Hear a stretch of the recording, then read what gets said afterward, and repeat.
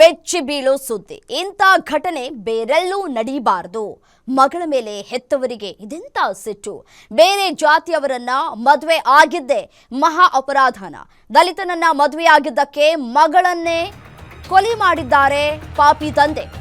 ಗರ್ಭಿಣಿ ಅನ್ನೋದನ್ನು ಕೂಡ ನೋಡದೆ ಮಗಳನ್ನೇ ಹೊಡೆದು ಕೊಂದು ಹಾಕಿದ್ದಾರೆ ಅಪ್ಪ. ಹುಬ್ಬಳ್ಳಿ ತಾಲೂಕಿನ ಇನಾಮ ವೀರಾಪುರದಲ್ಲಿ ಮರ್ಯಾದಾ ಹತ್ಯೆ ನಡೆದಿದೆ.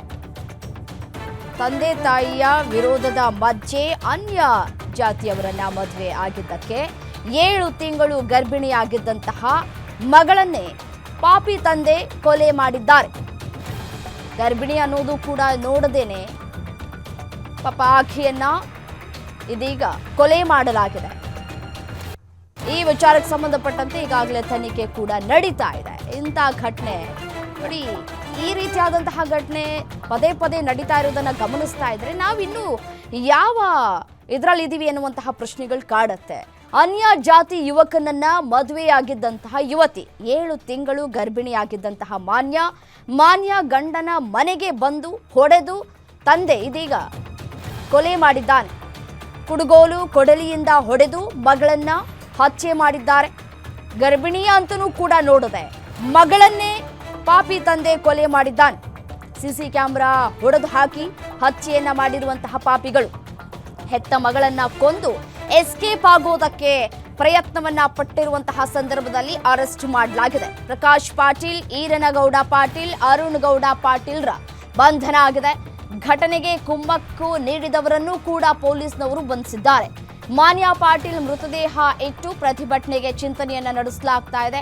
ಹುಬ್ಬಳ್ಳಿ ತಾಲೂಕಿನ ಇನಾಮ ವೀರಾಪುರದಲ್ಲಿ ನೀರವ ಮೌನ ಆವರಿಸಿದೆ. ಪ್ರೀತಿ ಮಾಡಿದ್ರು, ಇಷ್ಟ ಬಂದಂತೆ ಮದುವೆ ಮಾಡಿಕೊಂಡದರ ಹಿನ್ನೆಲೆಯಲ್ಲಿ 7 ತಿಂಗಳ ಗರ್ಭಿಣಿ ಕೂಡ ಆಗಿದ್ರು ಮಾನ್ಯ. ಹೇಗೋ ಮಗಳು ಎಲ್ಲೋ ಇದ್ದಾಳೆ, ಚೆನ್ನಾಗಿದ್ದಾಳೆ, ಬದುಕ್ತಾ ಇದ್ದಾಳೆ, ಖುಷಿಯಿಂದ ಇದ್ದಾಳಲ್ಲ, ಬಿಟ್ಬಿಡೋಣ, ಆಯ್ತು, ನಮ್ಮ ಒಂದು ನೋವು ಏನೇ ಇದ್ರೂ ನಮ್ಮಲ್ಲೇ ಇರಲಿ ಅನ್ನೋದನ್ನ ಬಿಟ್ಟು ಜಾತಿ ಅಂದ್ಕೊಂಡು ಈಗ ಹೆತ್ತ ಮಗಳನ್ನೇ ಕೊಲೆಯನ್ನ ಮಾಡಿದ್ದಾರೆ. ಯಾವ ರೀತಿಯಾಗಿ ದ್ವೇಷ ಇತ್ತು ಅಂತ ಹೇಳಿ. ಬೇರೆ ಯಾವುದೋ ಒಂದು ಅನ್ಯ ಜಾತಿಯವರನ್ನ ಮದುವೆ ಆಗಿಬಿಟ್ರೆ ಅವರು ಬದುಕಬಾರ್ದು ಅಂತನ ಅರ್ಥ. ಹಾಗಿದ್ರೆ ಎಲ್ರಿಗೂ ಕೂಡ ಈ ಪ್ರಪಂಚದಲ್ಲಿ ಬದುಕುವಂತಹ ಅರ್ಹತೆ, ಯೋಗ್ಯತೆ ಇರುತ್ತೆ. ಮದುವೆ ಅನ್ನೋದು ಅವ್ರ ಇಷ್ಟ ಪ್ರಕಾರ ಆಗುವಂತ ವಿಚಾರ.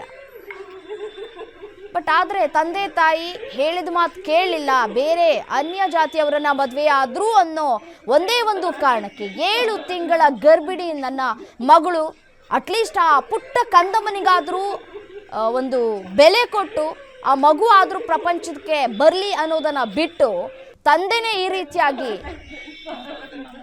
ಹತ್ಯೆ ಮಾಡ್ತಾರೆ ಅಂತಂದ್ರೆ ಯಾಕೆ ಹೇರಬೇಕು ಮಕ್ಕಳನ್ನ ಅಂತ ಹೇಳಿ. 9 ತಿಂಗಳು ಹೆತ್ತು ಹೊತ್ತು ಸಾಕಿ ಸಲಹಿ ವಿದ್ಯಾಭ್ಯಾಸವನ್ನ ಕೊಟ್ಟು ಅವರ ಬೇಕು ಬೇಡಗಳು ಎಲ್ಲವನ್ನೂ ಕೂಡ ನೋಡ್ಕೊಂಡಿದ್ದಂತಹ ತಂದೆಯ ಮನಸ್ಥಿತಿ ಈ ರೀತಿಯಾಗಿ ಬದಲಾಗತ್ತೆ ಒಂದೇ ಒಂದು ಜಾತಿ ಅನ್ನುವಂತಹ ವಿಚಾರಕ್ಕೆ ಅಂತಂದ್ರೆ ಆತ ತಂದೆನೇ ಅಲ್ಲ.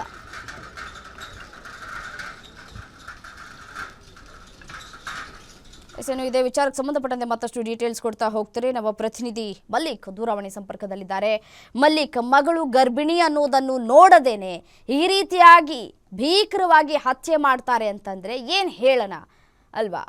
ರೈಟ್, ಸಂಪರ್ಕ ಸಾಧ್ಯ ಆಗ್ತಾ ಇಲ್ಲ, ಮತ್ತೆ ಸಂಪರ್ಕ ಮಾಡುವ. ನೋಡಿ, ತಂದೆ ಜವಾಬ್ದಾರಿ ಏನಿತ್ತು, ತನ್ನ ಮಗಳಿಗೆ ವಿದ್ಯಾಭ್ಯಾಸವನ್ನ ಕೊಟ್ಟು ಮಗಳನ್ನ ಯಾವ ರೀತಿಯಾಗಿ ನೋಡ್ಕೊಳ್ಬೇಕು ಅಷ್ಟೆಲ್ಲ ಮಾಡಿದ್ದಾರೆ. ಏನೋ ಪ್ರೀತಿ ಪ್ರೇಮ ಅಂತ ಹೇಳಿ ಆ ಒಂದು ಮೋಹಕ್ಕೆ ಬಿದ್ದು ಅಥವಾ ಆ ಒಂದು ಪ್ರೀತಿಯನ್ನು ಉಳಿಸ್ಕೊಳ್ಬೇಕು ಅನ್ನುವಂತಹ ನಿಟ್ಟಿನಲ್ಲಿ ಮಗಳು ಬೇರೆ ಜಾತಿಯವರನ್ನ ಮದುವೆ ಆದರೂ ಅನ್ನೋ ಒಂದೇ ಒಂದು ಕಾರಣಕ್ಕೆ ಈ ರೀತಿಯಾಗಿ ಹತ್ಯೆ ಮಾಡಿರೋದು ಎಷ್ಟು ಮಟ್ಟಿಗೆ ಸರಿ?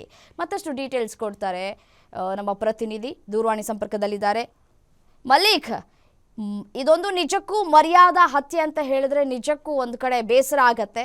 ಜಾತಿ ಅನ್ನುವಂತಹ ವಿಚಾರಕ್ಕೆ ಈ ರೀತಿಯಾಗಿ ಹೆತ್ತ ಮಗಳನ್ನೇ ಕೊಲೆ ಮಾಡಿಬಿಟ್ರೆ ಎಷ್ಟೋ ಪ್ರಕರಣಗಳನ್ನ ನಾವು ನೋಡ್ಬೇಕಾಗತ್ತಲ್ವಾ? ಖಂಡಿತ ರಮ್ಯ, ಏನು ಕಳೆದ 8 ತಿಂಗಳ ಹಿಂದೆ ಪರಸ್ಪರ ಪ್ರೀತಿ ಮಾಡ್ತಿರ್ತಕ್ಕಂತ ವಿವೇಕಾನಂದ್ ಹಾಗೂ ಮಾನ್ಯ ಪ್ರೀತಿಸಿ ಮದುವೆ ಆಗ್ತಾರೆ. ಕೆಲ ಸಂಘಟನೆಗಳು ಅವ್ರಿಗೆ ಬೆಂಬಲ ನೀಡಿ ಮದುವೆಯನ್ನ ಯಶಸ್ವಿ ಮಾಡ್ತಾರೆ. ನಂತರ ಅವರು ಜೀವನೋಪಾಯಕ್ಕಾಗಿ ಹಾವೇರಿ ಜಿಲ್ಲೆಯಲ್ಲಿ ಒಂದು ವಾಸ ಮಾಡ್ತಾ ಇದ್ದಾರೆ ಕಳೆದ 7 ತಿಂಗಳಿಂದನು. ಮಾನ್ಯ ಗರ್ಭಿಣಿ ಆಗ್ತಾಳೆ. ಗರ್ಭಿಣಿ ಆದ ನಂತರ ಕೆಲವು ಡಾಕ್ಯುಮೆಂಟ್ ವಿಚಾರವಾಗಿ ಮತ್ತೆ ಮನೆಗೆ ಬರ್ಬೇಕು, ತವ್ರ ಮನೆಗೆ ಬರ್ಬೇಕು ಅಥವಾ ಗಂಡನ ಮನೆಗೆ ಬರ್ಬೇಕು ಅನ್ನೋ ಕಾರಣಕ್ಕೆ ಇದೇ ತಿಂಗಳು 8ನೇ ತಾರೀಕಿಗೆ ಅವರು ಇನಾಮ್ ವೀರಾಪುರ ಗ್ರಾಮಕ್ಕೆ ಬಂದಿರ್ತಾರೆ. ಇನಾಮ್ ವೀರಾಪುರ ಗ್ರಾಮಕ್ಕೆ ಬಂದು ಒಂದು 8 ದಿನ ಕಳೆದಿಲ್ಲ ಅಷ್ಟರಲ್ಲೇ ಅವರ ತಂದೆ ಮತ್ತೆ ಸೋದರ ಮಾವ ಮತ್ತೆ ಅದೇ ರೀತಿ ಅವರ ಸಹೋದರ 3 ಜನ ಪ್ರಕಾಶ್ ಗೌಡ, ವೀರನ್ ಗೌಡ ಹಾಗೂ ಅರುಣ್ ಗೌಡ ಪಾಟೀಲ್ ಇವ್ರು 3 ಸೇರಿ ಮತ್ತು ಅನೇಕ ಜನರ ಕುಮ್ಮಕ್ಕಿನಿಂದ ಮೊದಲು ವಿವೇಕಾನಂದನ ತಂದೆ ಮೇಲೆ ಏನ್ ಸುಭಾಷ್ ಅಂತಿದ್ದಾರೆ ಅವ್ರ ಮೇಲೆ ಟ್ರ್ಯಾಕ್ಟರ್ ನಿಂದ ಕೊಲೆ ಮಾಡಕ್ಕೆ ಪ್ರಯತ್ನ ಮಾಡ್ತಾನೆ. ಅವನು ಅದೃಷ್ಟವಶಾತ್ ಬಚಾವಾಗಿ ಅಲ್ಲಿಂದ ಓಡ್ ಹೋಗ್ತಾನೆ. ನಿನ್ನ ತಂದೆ ಮೇಲೆ ಅಟ್ಯಾಕ್ ಆಗಿದೆ ಅಂತೇಳಿ ವಿವೇಕಾನಂದನ ಹೊರಗೆ ಊರಿಂದ ಗ್ರಾಮದಿಂದ ಹೊರಗೆ ಕರ್ಸ್ಕೊಳಕ್ಕೆ ಪ್ರಯತ್ನ ಮಾಡ್ತಾರೆ. ಅಲ್ಲಿ ಕೂಡ ವಿವೇಕಾನಂದ ಮಿಸ್ ಆಗ್ತಾನೆ. ಹೀಗಾಗಿ ಮತ್ತಷ್ಟು ಕೋಪಗೊಂಡು ಸ್ವತಃ ಏನು ವಿವೇಕಾನಂದನ ಮನೆ ಇತ್ತು, ಮನೆಗೆ ಎಲ್ಲರೂ ದಾಳಿ ಮಾಡ್ತಾರೆ.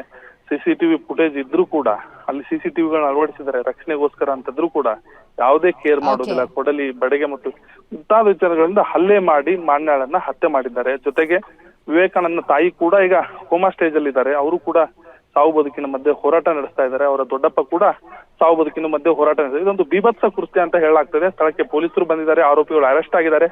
ಆದ್ರೆ ನಾಗರಿಕ ಸಮಾಜ ತಲೆ ತಗ್ಗಿಸುವಂತ ಕೆಲಸ ಆಗಿದೆ. ರಮ್ಯ, ಥ್ಯಾಂಕ್ ಯು ತಮ್ಮ ಮಾಹಿತಿಗಾಗಿ.